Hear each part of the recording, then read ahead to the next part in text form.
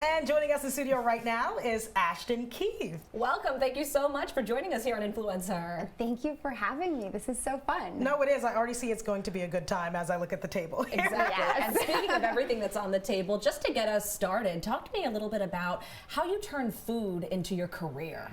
Oh, I mean, I like to eat and drink, and it was very natural. I actually was a bartender and a waitress, and my mother was a caterer, and I decided to go to culinary school, and I kind of just went with it, and it was my true passion.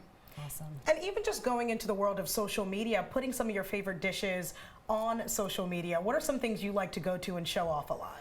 Oh, I mean, I like food that people like to eat. So I'm a big Italian-American fan. I grew up in New Jersey. We ate a lot of pastas and pizzas. And so Jersey girls, Jersey right? All three of us. We know the pasta and pizzas. I find that a pasta never fails to get likes.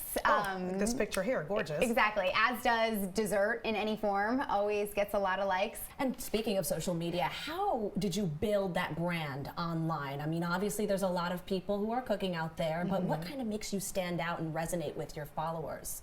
Well, I think it's a couple different things. I think it's my background as a stylist helps exponentially because obviously I'm making food look beautiful every day, either for myself or for clients. Do you look to do healthier dishes? Do you look to just mix it up? Or you just want food that's simply just tasty?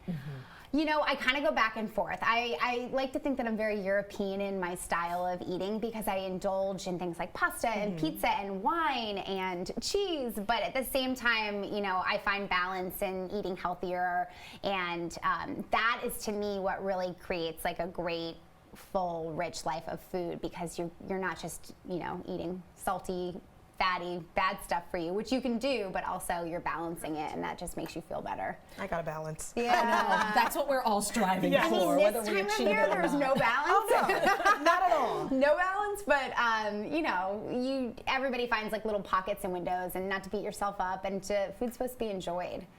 So when you're coming up with these dishes and they all just look delicious, I imagine they taste just as good too. Yeah. What is your process? What are you aiming to achieve when you come up with something new?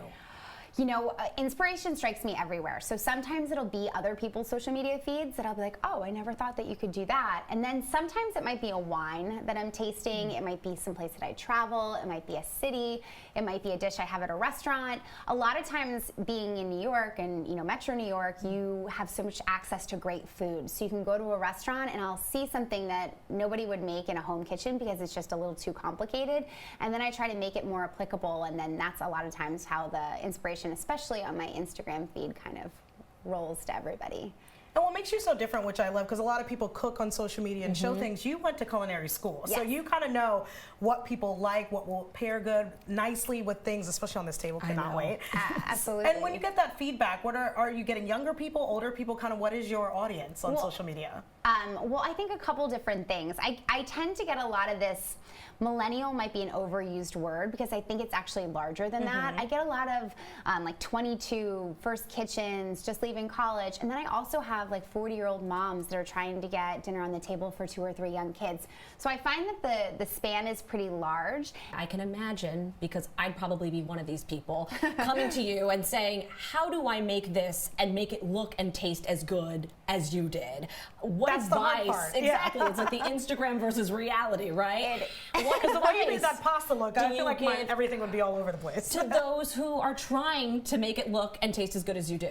Absolutely. So I mean, I just recently published this quarterly publication called Convivial, and I show step by step. So, you know, when you're sauteing the shallots, you see what that looks like. When you're adding the butter, you see what that looks like. When you're tossing the pasta, you see what that looks like. I think Instagram does a really good job, all social media does a really good job at showing you the end. But I think the process is just as important, and once you teach somebody that technique and that process, they need me less, which is at the end of the day kind of a goal in a weird way, is that like if you can go and cook and learn something and then make it your own, I've done my job. I love that. And I love that you're sharing all your tips right here. Yes, that's important. And I just want to touch on the fact that you got to cook or work with some stars as well. Yes. I saw Kelly Clarkson. Yes, That's I did. love her. I did, me too. She is just as lovely and as friendly and bubbly, and, you know, as you would see her in TV and on stage. So how did you get to that point, kind of cooking for the stars and working with them? Oh my gosh. Well, I was very lucky to help open up a space in Manhattan called Haven's Kitchen, and we brought in a lot of celebrities because the space was naturally very beautiful and still is. And so I met a lot of like these celebrity clients through that space, and then a lot of it's word of mouth and just kind of, you know, moving and shaking and hustling. You know, your food is good. Celebrities are talking about you. That's a good thing, Yes. especially if they're sharing it. 3 simple tips on making your food taste and look good. Well, okay, so that's 2 different things, taste and look good, but if I'm gonna combine them, the first one I would say is to eat seasonally. If you're eating seasonally, like there's nothing like a freshly sliced tomato with salt and olive oil, and that's not even a recipe, but it looks so good and it tastes so good because it's in season.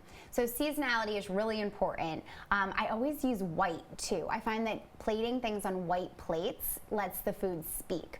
So that's kind of my second tip. And then the third tip is something that you can't really teach. You just have to have patience with yourself. But if you take that extra moment to make things look pretty and you cut things with, you know, care and just you mindfully cook and you mindfully eat, I find that your presentation not only looks better, but the people who are enjoying it too like feel that.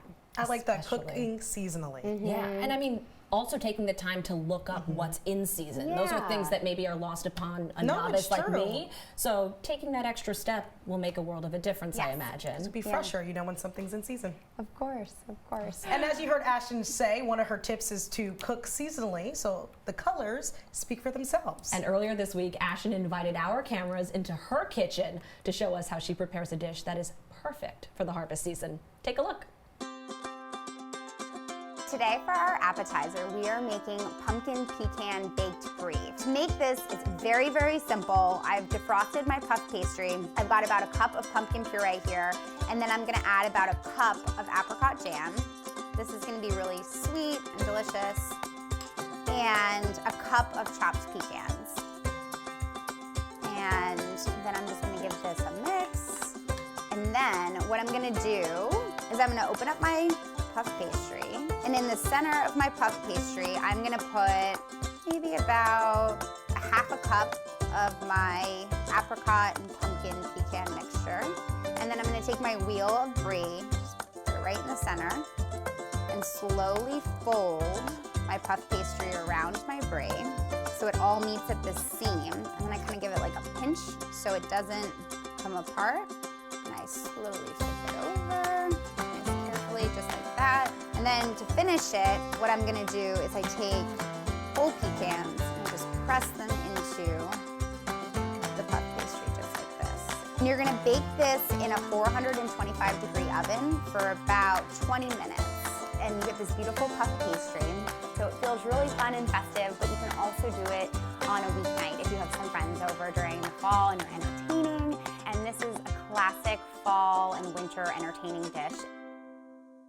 All right, so Ashton, you were kind enough to bring your pumpkin baked brie here today, and we are so excited to try it. It looks delicious. Right? We are so stoked for this. And you made it look so easy to make. Yes, it is easy to make. Perfect to show up to a family or a friend's house with this, and immediately they're going to be impressed with your skills. You're the party winner. Exactly. When it comes to the food. Definitely. So how long does this take? Oh, like 20 to 25 minutes. And I like to pop it in the oven right when you're like just about ready to get guests there, so that when it like all your guests arrive, you're like pulling it out of the oven. When everyone's walking in, they're probably getting a whiff of that, Yes, and they exactly. immediately What is know Exactly. there's going to be some good food here. Exactly. Everyone loves cheese, so you Everyone can't loves lose. cheese.